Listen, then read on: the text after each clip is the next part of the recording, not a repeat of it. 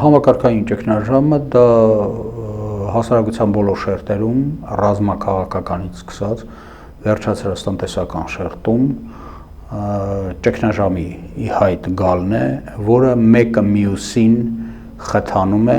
արագացնում է, այդ գործընթացը արագանում է, ելնելով նրանից, որ եկեղեցու եւ իշխանության միջև այսօր կա այդպիսի հակասություն, ինչու, որովհետեւ իշխանությունը հասարակական կարծիք ստեղծել եկեղեցու մասին նեգատիվ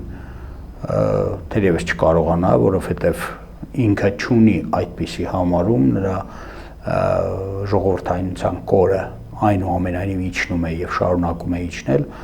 Միգուցե այստեղ հույս ունեն, որ կարող է բարձրանա, եթե ինչ որ եկեղեցու հանդեպ հարաբերական ասած հաղթանակ լինի, բայց այդ հաղթանակն էլ չի լինելու, այսպես ասենք, էլի տարբեր պատճառներով, որովհետեւ որպեսզի կաթողիկոս դու հանես կամ պետք է լինի աներևակայելի միահամուռ հասարակական ճնշում, ինչը ի վիճակի չի մոբիլիզացնել ներկայիս իշխանությունը,